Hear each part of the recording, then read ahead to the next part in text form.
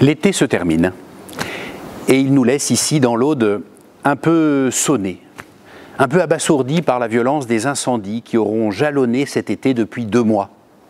Depuis début juillet, en effet, ce sont des milliers d'hectares qui sont partis en fumée, de Narbonne jusqu'à Port-la-Nouvelle et de la Grasse jusqu'à Durban. Des dizaines de maisons et de véhicules détruits, des espaces naturels immenses qui ont été ravagés avec leur faune et leur flore. C'est il y a quelques jours seulement que l'incendie des Corbières a été finalement déclaré éteint par les autorités. Et maintenant, que reste-t-il ? Il reste, me semble-t-il, d'abord un profond sentiment de gratitude et de reconnaissance. Et puis il reste pour chacun d'entre nous un immense défi d'espoir et d'espérance. C'est d'abord de la gratitude et de la reconnaissance que je ressens pour toutes celles et tous ceux qui nous sont venus en aide durant cette période. Je pense évidemment aux centaines de pompiers venus de toute la France. Je pense aux gendarmes, au personnel de la sécurité civile, des différents services de l'État et des collectivités locales. Je suis admiratif aussi de tous les gestes simples de solidarité que cette catastrophe aura suscité, entraide entre voisins, accueil, mains tendues pour passer un moment difficile. Dans cet élan général de solidarité simple, j'ai été heureux de constater que les catholiques ici dans l'Aude ont pris toute leur part à la mesure de leurs simples moyens. Je pense par exemple aux chanoines de l'abbaye de la Grasse qui ont hébergé une centaine de pompiers plusieurs nuits de suite dans leur abbaye qui se trouve en lisière de la zone de l'incendie des Corbières.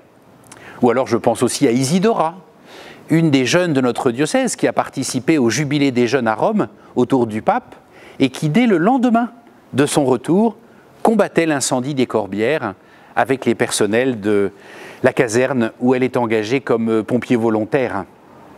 Et puis nous sommes tous ensemble devant, me semble-t-il, un très grand défi d'espoir et d'espérance. Défi d'espoir pour ceux qui ont été plus directement touchés par cet incendie et qui doivent trouver les moyens et les ressources de repartir, de reconstruire. Je pense tout particulièrement aux viticulteurs et aux vignerons qui ont été si durement touchés et qui ont besoin de notre solidarité dans la durée, au-delà des émotions passagères que nous avons pu ressentir. Et plus fondamentalement, tous ensemble, nous sommes devant un défi d'espérance, c'est-à-dire d'ancrage dans l'avenir. C'est la lettre aux Hébreux qui définit l'espérance comme l'ancre d'un bateau. L'ancre, vous savez, qui attache le bateau au fond de la mer qu'on ne voit pas parce que la surface masque le fond. Et bien de la même manière, l'ancre est ce qui nous rattache à l'avenir par-delà le rideau du temps. Nous sommes ici devant la question de savoir quels sont nos ancrages d'avenir dans l'Aude. En quoi croire pour demain ? Devant l'immensité du défi climatique, écologique, économique, social que révèlent ces catastrophes de l'été, toutes les ressources sont nécessaires. Le savoir-faire des techniciens, l'intelligence des professionnels, les ressources des scientifiques, mais aussi les capacités de réflexion philosophique, spirituelle, des croyants que nous sommes. Alors nous, ici dans l'Aude, nous allons essayer de participer à relever avec tous ce défi de l'espérance.